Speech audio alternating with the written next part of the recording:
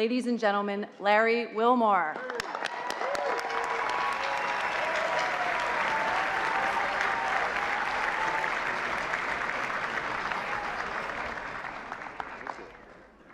Thank you very much. Thank you. Thanks for keeping that applause going all the way, too. I appreciate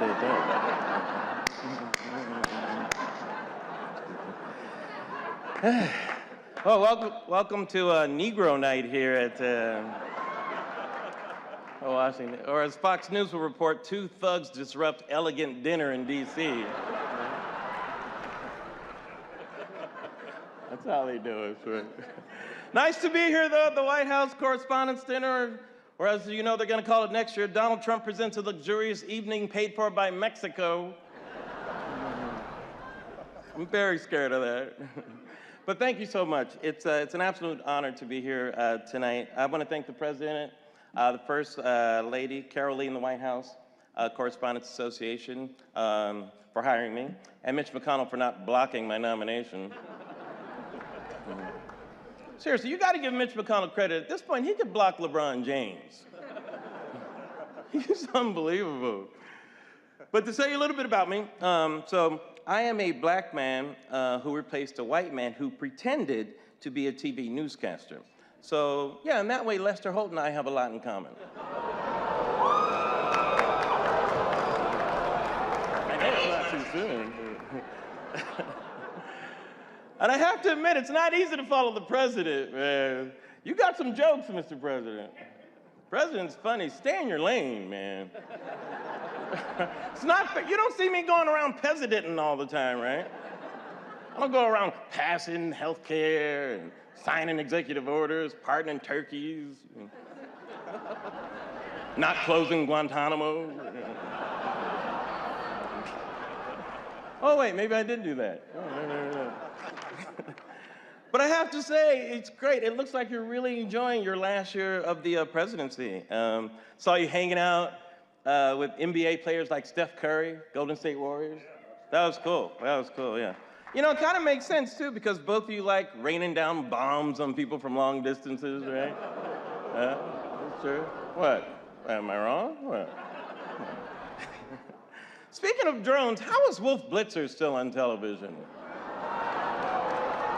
Ask a follow-up question. Good. Hey, Wolf, I'm ready to project tonight's winner. Anyone that isn't watching The Situation Room. Oh, it's that. No, all right, fine. I like Wolf, fine. Vice President Joe Biden is here. Nice to see you, Vice President. That's great. I heard Joe's retiring, moving back to Delaware, which is good. He won't have to answer any more difficult questions like, hey, don't I know you from somewhere?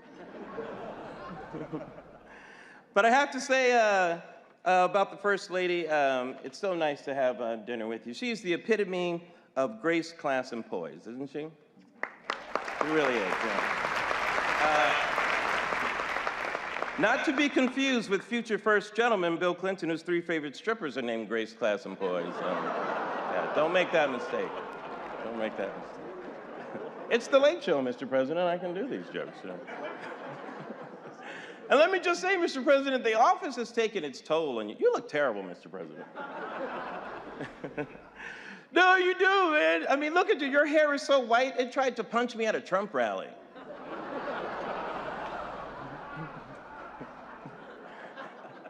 President's hair is so white, he keeps saying all lives matter. All right, fine. Fine, I get it. I get it. No, but man, you came in here looking like Denzel, right? Now you're going out looking like Grady from Sanford and Son. I know it's a dated reference, but you're dated, Mr. President. All I'm saying is that in less than 8 years, Mr. President, you busted two time-honored stereotypes. Black does crack. And apparently, once you go black, it looks like we are going back. Yeah. Thanks, Ben Carson.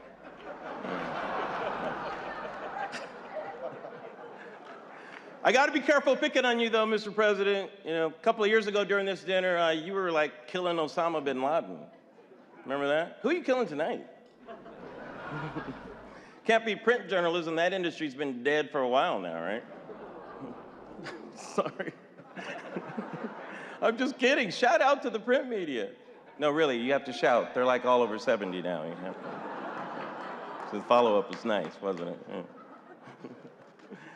Oh, by the way, guys, Black Lives Matter is here tonight. I'm just kidding. Relax, white people. They're not here. It's just a joke. Just relax. Just relax. But I am impressed with the people in this room. There are so many rich, powerful people in this room. You know, it's nice to finally match the names to the faces in the Panama Papers. It's very nice, right? You know what I'm saying? It's nice to see them go together. Will Smith is here from the upcoming movie Suicide Squad. Yeah. Big Wilmore fan. By the way, not to be confused with the new Jeb Bush documentary, Suicide Watch. Yeah. Groans are good. Groans are good. Anthony Anderson is here from the hit show Blackish. Blackish, yeah. Which was also my nickname in high school, unfortunately. Yeah. That's what they called you in Kenya, too, didn't they, Mr. President? C-SPAN, of course, is carrying tonight's dinner live. Yeah, which is ironic because most of their viewers aren't. It's true, guys. C-SPAN is the #1 network among people who died watching TV, and no one's found them yet.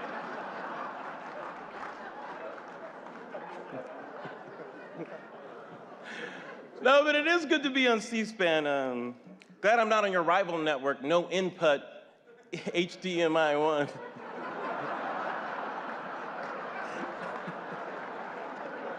That was for me, that was for me.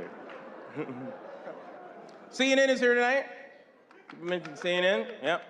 I've been watching CNN a long time, yep. Used to watch it back when it was a news network. I did. Was it all CNN here tonight? I don't know about you guys, but I can't get enough of that CNN countdown clock. Now we can see exactly when they hit 0 in the ratings. Yeah. And not to throw any shade, but Fox News is the highest rated cable news channel among viewers who have no idea what shade means. Fox News actually tried to convince America that Beyonce was anti-cop after her Black Panther-inspired performance at the Super Bowl. Anti-cop, come on. At the most, she's anti-pants. Right? I think Fox News secretly likes Beyonce, though. They just renamed the Kelly file Becky with the good hair. Lemonade, Mr. Vice President? Yeah, lemonade, yeah? No? Yeah. Oh, okay. MSNBC here tonight, yeah, which actually now stands for missing a significant number of black correspondents. Am I wrong? Have you guys seen they like fired Melissa Harris Perry, they canceled Joy Reid, they booted Touré. I heard they put Chris Hayes on probation because they thought he was related to Isaac Hayes. That's wrong. MSNBC got rid of so many black people. I thought Boko Haram was running that network. What was going on? You know, I should say some of America's finest black journalists are here tonight. Don Lemon's here too.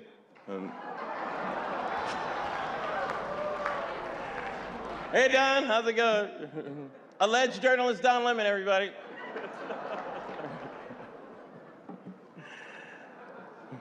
Al Sharpton, I think, was here tonight. You know, I'm surprised Al's a Hillary supporter. You don't put a relaxer in your hair for 40 years and not feel the burn. That just doesn't happen. It's impossible, is what I'm saying, right? By the way, if you're sitting next to Al Sharpton, feel free to feel the perm.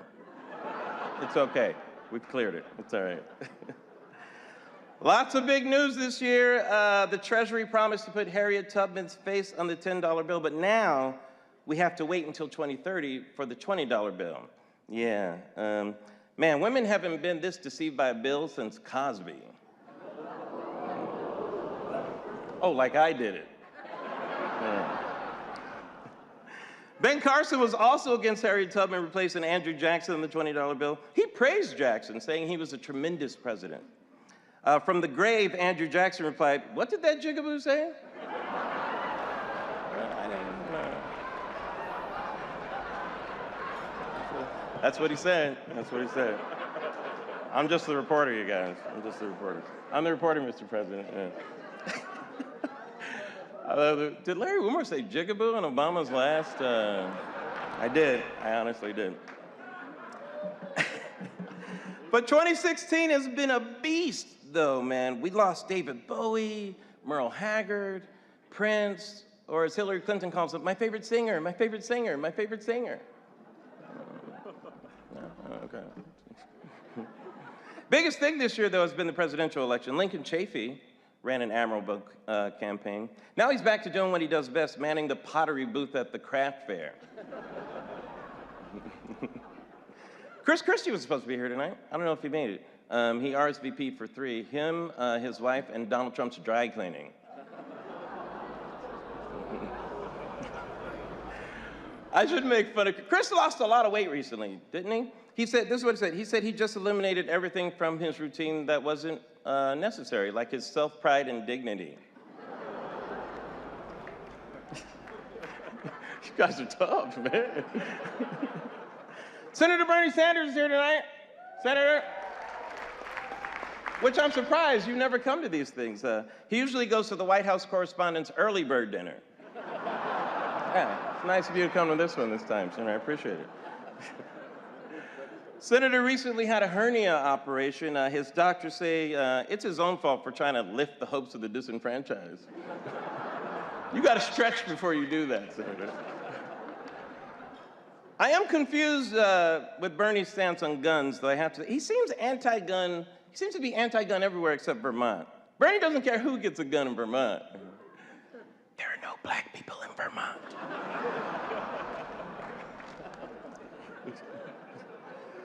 I have to give you credit, though, Bernie. You are trying hard to get the black vote. I think it's great. Bernie's been hanging around with rapper Killer Mike, or as Hillary Clinton calls him, Super Predator Mike.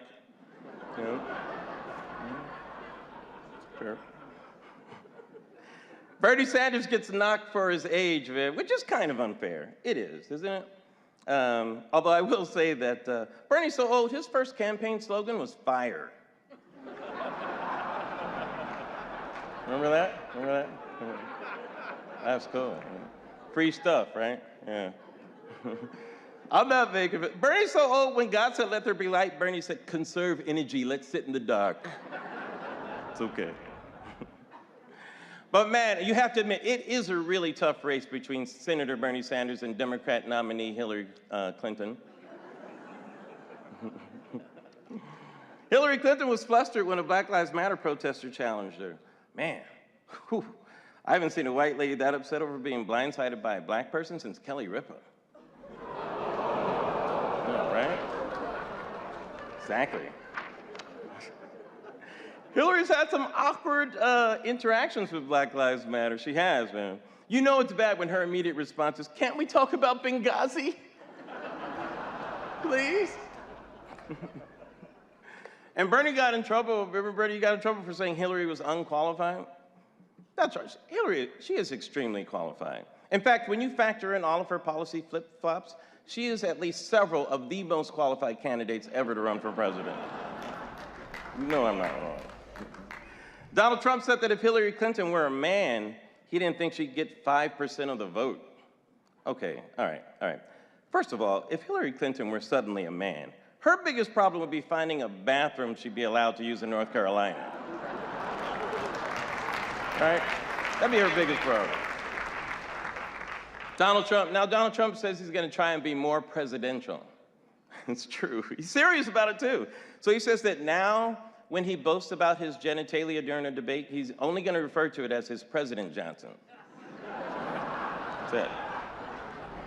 LBJ? Oh, very good. Thank you. And I can't understand why everybody treats Donald Trump with kid gloves.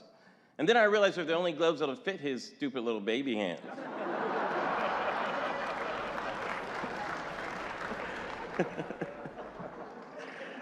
Oh, man. But actually, frankly, Donald Trump, his campaign is inspiring. Mass violence. And whenever I turn on the TV, I see Trump's family campaigning for him, gushing all over him, or as it's also known as Morning Joe. Have you seen Morning Joe? Oh, come on, guys, seriously. No, you know it's true. Guys, Morning Joe has their head so far up Trump's ass, they bumped into Chris Christie. You know that's true. You know I'm not lying. You know that's true. But Donald Trump, you know what it is with Donald Trump? Donald Trump looks like the rich dad in every episode of Law and Order where the frat kid accidentally strangles a hooker, right? Doesn't he? Yeah. Or as they say here at the Washington Hilton, Tuesdays. Tuesdays work. But guys, I am not surprised Donald Trump is happening to America because I watch movies, I do. And every time there's a black president, something always comes to destroy the earth. Always. It's true.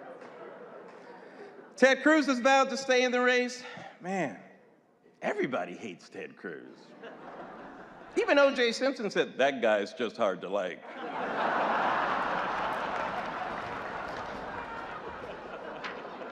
Creepy. This is true. This is true. You know, there's a joke going around the internet that Ted Cruz is actually the Zodiac killer. Right? I'm not making that up, Come on, that's absurd. Some people actually liked the Zodiac killer. Recently, Ted Cruz got a string of wins and endorsements, and then everybody remembered who Ted Cruz is, the Zodiac killer. Ted Cruz got 0 delegates in New York, which is actually 5 more than I thought he would get for the Zodiac killer.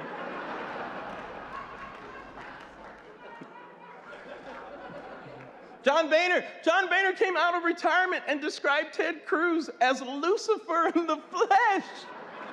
Lucifer. I mean, that is not fair, man. Lucifer is horrible, but he's not the Zodiac killer.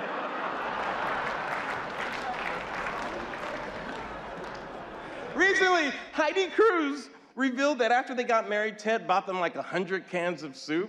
Not making yourself look less like the Zodiac killer, Ted Cruz. Not doing it. I don't even think Ted Cruz wants to be president. I think he's just crisscrossing the country Zodiac killing. That's my theory on it. All right, that's enough on it. Ted Cruz actually announced Carly Fiorina as his VP pick. And he's not even the nominee yet. You've seen this, right? Who does that? Except the Zodiac killer.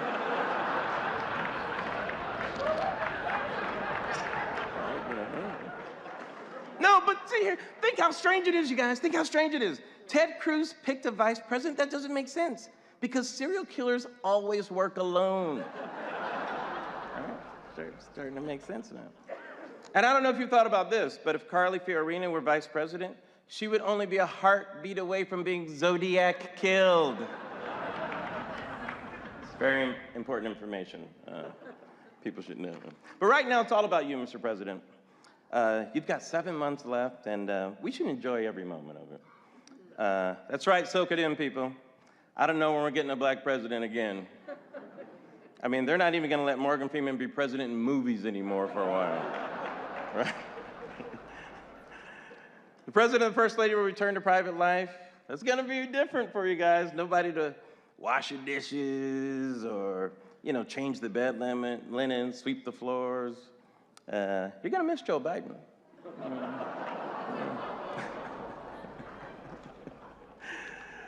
Oh, man. Oh, I just got a note from the president saying that if you want another drink, you should order it now because the bar will be closing down.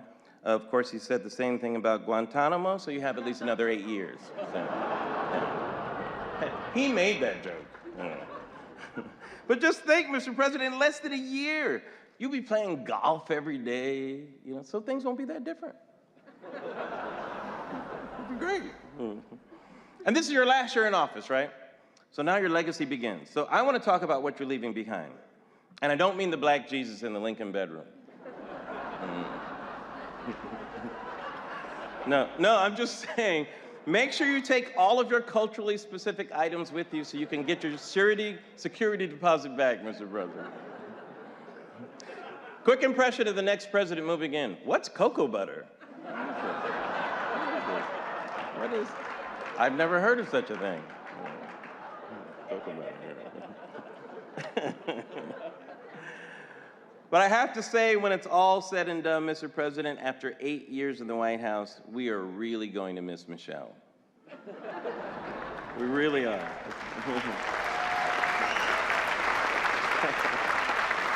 Thank you for being a good sport, Mr. President, but all jokes aside, let me just say how much it means for me to be here tonight. I've always joked that I voted for the president because he's black.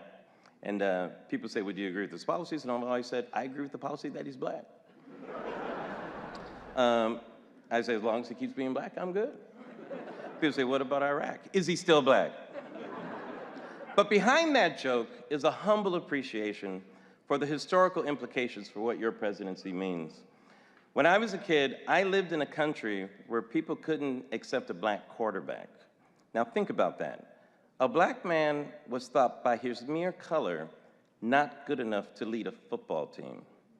And now, to live in your time, Mr. President, when a black man can lead the entire free world.